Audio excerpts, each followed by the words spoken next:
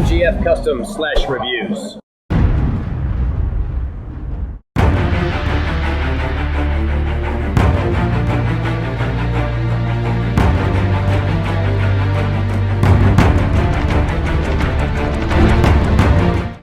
What's going on, guys? It's Michael MGF, and today I'm going to be doing a review on another brand new LEGO Star Wars 2013 set, and this time we have the Z-95 Headhunter. The set number is 75004, it has 373 pieces, and it is ages 8 through 14.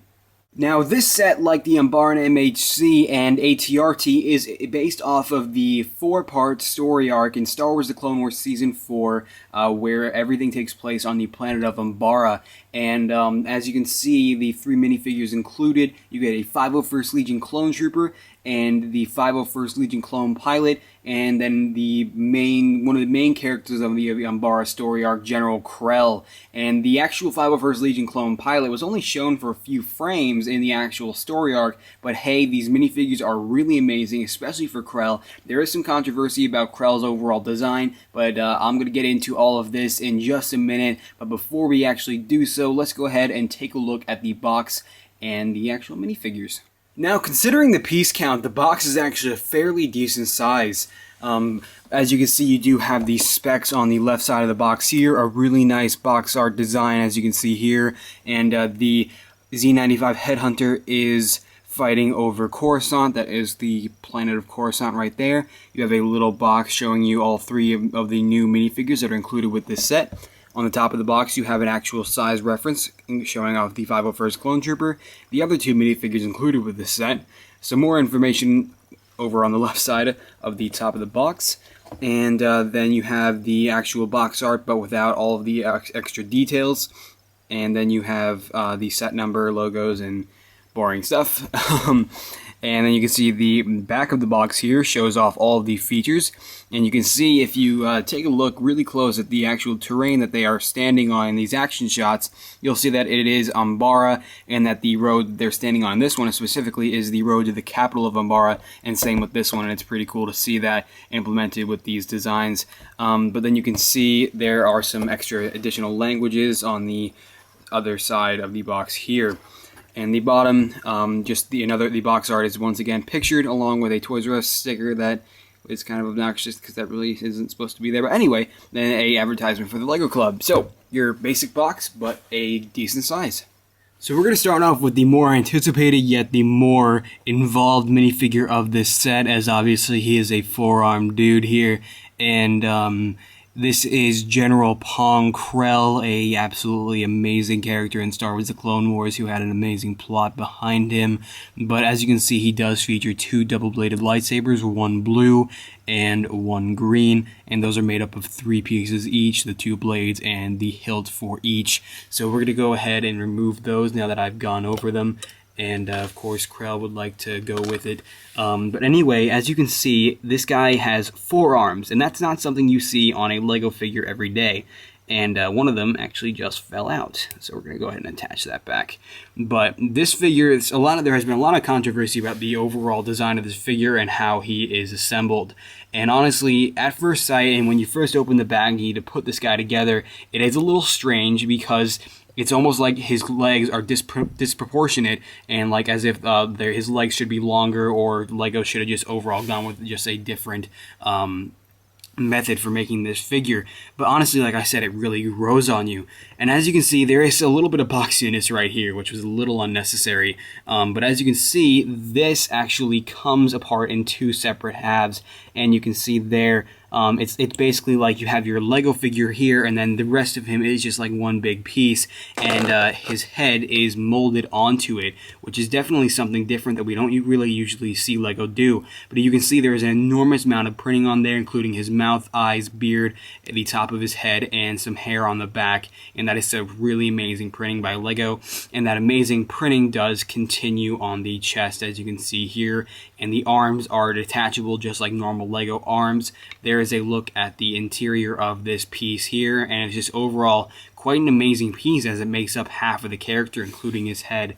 As you can see, The torso printing is really nice as well, but you can see the legs, they're pretty cool. I mean, it's just really interesting how this figure attaches, because it's like it's a little annoying actually, because you'll see that the part where the second half attaches is extremely visible. It's very noticeable and just looks a little unnatural. So that's honestly what really bothers you at first sight. But if you don't pay attention to it, it really grows on you as in a really awesome figure. But you'll see the torso designs and the belt designs, the leg designs are all really fantastic. And the overall coloration that LEGO decided to choose, they chose for this figure, was a really great move. And it just really represents the characters, designs, and accuracies fantastically. And the printing is just really fantastic overall on this figure, as he is a more complex figure. And I appreciate LEGO for, taking it upon themselves to put this guy together in a LEGO variant. So really awesome General Krell minifigure. So yeah, there is the highly anticipated General Pong Krell minifigure that we honestly probably never expected to see in a LEGO form. Something that's really great about this set is you do get an additional 501st Clone Trooper, and these guys are also included in the ATRT. And to see this guy appear in another set, this is just an infantry 501st Clone Trooper, and to see him appear in multiple sets not only decreases the value, but makes just the figure easier to acquire, so you can get many of them and put together a 501st Battalion. But this is the same exact 501st Clone Trooper that we got with the ATRT. And he does feature brand new Clone Trooper torso designs with all kinds of blue 501st markings, and that does continue to the back, as you can see, with a new Season 4 template for both sides of the torso. And to give you a better look at that, to get rid of the shadow from the helmet there, you'll also see some brand new leg printing, which was implemented with the Bomb Squad Clone Troopers and then continued from there on out. And LEGO has continued that with the blue striping to, mimic the 501st designs for their knee pads. And then he does come with a standard LEGO blaster, which is nothing too insane. The overall new torso design is really amazing, as you can see. But as it has a totally new curvature right here, and the breastplate is different. But then what's really the highlight of this figure is the completely newly designed helmet. Now, LEGO doesn't give us completely new Clone Trooper designed, new designs for Clone Trooper helmets very often, but this one features all of the necessary details to really replicate that awesome Season 4 helmet that we all know and love, all of us Clone Wars fans know and love in LEGO. And all of the 501st printing, the overall shape of the visor was all very fantastically executed. And I really appreciate LEGO for also printing in the breathers right there. And I really want to thank LEGO for making this helmet, because honestly, seeing Clone Wars Phase 2 clones is just really refreshing and really exciting for LEGO Star Wars fans. And then he does, of course, have a standard Clone Trooper head. But there is your 501st Clone Trooper, and I really look forward to LEGO's Phase 2 Captain Rex with the Bark Speeder in my future reviews. Now, me being a Clone Wars fan, I begin to question, why didn't LEGO include someone like Clone Pilot Warthog in this set? Why did we get a Clone Pilot that was only shown for a few seconds, if not that, in the Clone Wars show? But this set is inspired from the Umbara story arc in Star Wars The Clone Wars Season 4, and if this was the pilot that brought down some 501st Clone Troopers to the surface of Umbara, then this is the pilot we're going to get. And honestly, I can't complain, because the overall design of this pilot is really fantastic. And not only does he feature a newly designed torso and helmet, but the general printing on the helmet is just really fantastic. He does not come with a pistol, he just comes with some standard binoculars, which isn't a problem, as binoculars, the design for the binoculars was always a really great piece to have. But then you'll see that this helmet, the breather does represent the ARF Trooper breather, but that is just a design that was founded in the Clone Wars, not by LEGO themselves. But you'll see that the actual printing, you just look at that blue, the visor printing, the markings below the visor, the blue stripe on the breather, the actual breather printing, and then the black that is on the top there is just really amazing. And the three-dimensional shapes that are on this helmet are really incredible. So to give you a 360 of the helmet, here you go there. Let's go ahead and just tilt that back a bit, and you'll just see that the design for the Season 4 Clone Pilot Phase 2 helmet is just really fantastic, and I really want to thank LEGO for making these, because I was excited to just get Clone Wars Phase 2 helmet, but to get a pilot helmet is just more than I could ask for, and this is just an absolutely fantastic figure with fantastic designs and just an overall fantastic concept. And you'll see that the torso template is really designed for the Season 4 concept. You can see that there is the back design, which is also updated there.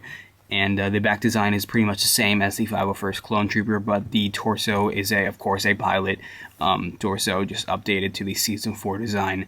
And honestly, this is just a fantastic minifigure, but why no leg printing? Because honestly, this would have been the perfect opportunity to feature standard Clone Trooper printing without any sort of designs to represent and designate a Legion. But there is your Phase 2 Star Wars: The Clone Wars version of the Clone Pilot, and is just a fantastic minifigure and really innovative. Now, before I show you the vehicle, let's go ahead and take a look at the instruction manual and extra pieces. So the instruction manual is a 55-page instruction manual, and thank God it's not 2 pages or 2 books, because it's really not necessary. But you'll see in the back here we have a LEGO Club advertisement along with the whole winter line, not including the Umbaran MHC, Bark Speeder, and Echo Base. And then you also get a advertisement for lego.com/Star Wars as per usual, but there is no checklist for all of the LEGO Star Wars 2013 minifigures in the back of this instruction manual, and the rest is really not that important. Other than the pictures that are included is really what I mainly like to show you guys. But the extra pieces that are included are pretty nice, as you do get a fair amount of them. Just to give you an idea of what you get there. It's pretty self-explanatory. You have a white rod there, a lot of connectors, and a lightsaber hilt, along with a few extra studs. But anyway, the actual vehicle here has a few features, not a lot of features, but definitely a few features that are pretty noticeable, like the landing gear, 2 opening hatches. One of those hatches happens to be the cockpit, and then you also get a firing missile, which is always great. And it's not a flick fire missile, which is always awesome, because seeing LEGO cut down on flick fire missiles is definitely a pleasure. But anyway, before I actually go on to those, I want to show you guys the stickers that are all over this set. I wouldn't say all over, I don't know why I said that, but there is a reasonable amount of stickers. It's not like there's an absolutely enormous amount of stickers, such as the A-Wing, for example. But you'll see here, there is a sticker here, here, here, here, here, and then the control panel inside the cockpit there. So a total of 6 stickers. It's not that bad, but you'll see here that this sticker right here is actually creased a little bit. That's because in the actual packaging it was creased, and there was nothing really I could do about it unless I glue that down or, you know, do something weird to prevent that from sticking up. But I do apologize for that, as it wasn't necessarily my fault. Anyway, to take a look at the design before I head into the features here, the design is really fantastic, as it represents the general design of the Z-95 Headhunter really well. And the Z-95 Headhunter was introduced in Star Wars: The Clone Wars as inspired by its appearance in a older Star Wars video game, but it's pretty much like the origin vehicle of the X-Wing. But as you can see, there are some pretty nice engines on the back here. And I mean, it's not like an absolutely crazy design, but they do look pretty sweet. And all the dark red and white pieces used all over the set is really great. You get a ton of slopes, a ton of pieces such as this in the right here for the engines, and you get a lot of tiles and angular pieces, and it's just really great. But anyway, to go over the features, we have the opening cockpit, which we're going to get out of the way here. And there's a look inside the cockpit there. I don't know what happened, but LEGO has really ceased with putting studs in cockpits, and now the LEGO figures are just kind of floating in there. They aren't actually attached anymore. I noticed LEGO's really cutting down on adding in studs for them to really attach to. I mean, it's not that big of a problem, as these designs are, you know, portrayed enough to where the figure does stay securely in there. He's not going to go anywhere. He just does wobble around a little more. I mean, it's not that big of a deal. It's just something I noticed. But you can see he fits really nicely in there. His arms do stick up a little bit, but that's like with every LEGO set. Nothing really too awful there. Then that closes up very nicely, as you can see. Now, continuing to the back here, we have this hatch here, which opens up, and this activates two features. One of the features, which I'll begin with, is the gun rack, and what this holds is the clone, the 501st Legion pilot's binoculars. Those stick right into this little hook here, and then the 501st Legion Clone Trooper's blaster. Now, there are two slots for two blasters, even though there is only one included, but if you have an extra blaster you'd like to store, there's your extra slot right there. And the way this is attached, it's not actually attached, it just kind of slides in, and then this bar piece right here pretty much lays right on top of a little tan slope, and it just really fits really nicely. And then you have these white flat pieces like securing it in, and it just overall works out really nicely. And then you'll see this little rod which is sticking out right here, and what this does is it activates the missile on the bottom. And to give you, that gun rack fell out, just leave that out for now. The gun rack, why am I saying gun rack? Okay, anyway, the missile on the bottom here, and this is not a flick fire missile. Like I said, it's really awesome to see LEGO cutting down on flick fire missiles, as they are never really welcome. This set does not want me to review it. I mean, like, the landing gear is flying everywhere. But anyway, as you can see, the missile on the bottom here, which is pretty much designed with some rubber bands, as you can see in there. There are about a total of 2 rubber bands that are utilized to make this missile really fire properly. And the way you fire it is you'll see a little knob dangling down right there. And what you do is just basically tug on it, just pull it, and then it will fire, and it's really accurate and just an overall deadly weapon for LEGO figures especially. So, just the vibration knocked over that 501st Legion Clone Trooper. But honestly, it's just a really nice feature. It fires really amazingly, and it's just a really great playability feature because it's not like a flick fire missile. Its trajectory is not going to be unpredictable, as it's really accurate, and that's always really good. But then you also see the landing gear here, and this is pretty much I mean, it's not like we haven't seen landing gear in a set before, but it's always nice to have, as it makes for these sets display capabilities to their highest standards. But as you can see, there is one set of landing gear here that folds up, and basically this isn't like it's not like a Jedi Starfighter where it comes on an angle like this. It pretty much goes straight up, and it's pretty straightforward. It's not anything special, but you can see that the Technic, there is some Technic used on the landing gear parts back here, and you fold those all the way up, and it poses as some really great landing gear. So, other than that, there are no real other features with this set, aside from the landing gear, gun rack, and the 2 opening hatches, including the cockpit. But something I don't understand, being realistic here, is how will the actual missile be activated if you have to open up the hatch while in orbit? So, I mean, I guess you could have the 501st Clone Trooper go out in the middle of space, open this up, and then fire it, and then get sucked out into the vacuum of space.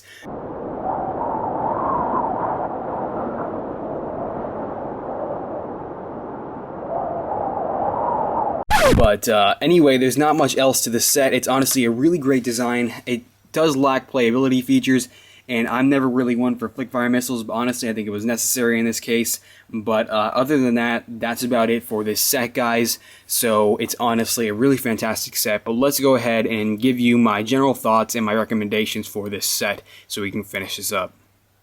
So that is about it for my review on the LEGO Star Wars 2013 Z-95 Headhunter, which has been a highly anticipated set, and it did not disappoint. And though that the designs that we see with this set are rather, I wouldn't say they're unique, like I said, they're not unique. And we've seen LEGO use techniques like this, we've seen LEGO use methods and general designs like this, but it's still a really nice complement to the LEGO Star Wars line overall. I mean, you have the awesome missile that is triggered by the opening hatch, and you have 3 really fantastic minifigures, a really nice cockpit which seats minifigures fantastically, and then just some nice overall designs that you'll see all over the vehicle. And honestly, the stickers, they don't really conflict with the building experience, and it's just overall a really good set, and I definitely recommend it. Now, value-wise, this is a $50 set, and honestly, I don't think $40 would have killed LEGO considering the 373 piece count. But honestly, it's a really good set for all ages, and definitely one you're going to want to pick up and not miss out on. But there's a chance, considering my schedule, that this might be my last review of 2012. Hopefully not. I have had a lot of fun doing these reviews for you guys, but it's definitely not the end if I'm making it sound like that already, as I do have 3 more of the LEGO Star Wars 2013 sets coming, like the Embarn MHC, the Bark Speeder, and Echo Base. They were just posted on LEGO.com this morning, and they will be here Saturday or Monday, and yeah, Saturday is tomorrow actually. But anyways, yeah, so that is about it, guys. I do have a New Year's video that I do want to do, but considering my schedule, I really hope I can pull it off, because if I have 3 reviews to post from now until January 1st, squeezing in a whole 2012, like a video that'll reflect back on what I've done in 2012, it's kind of difficult because downloading all the clips that I would like to feature in the video wouldn't exactly be easy. Like, for example, the 500th video, I had to download every single one of those videos because a lot of them were made on my Windows computer, and Windows files aren't compatible with iMac files or, QuickTime files, etc. And basically I have to download every single clip just to get like a few seconds out of each, and honestly, I don't know. I just hope I can pull it off, but if not, if I can't pull it off, then Happy New Year's, guys, because it's been a great year. But anyway, that's about it, guys, and I will see you guys later. Alright. Bye.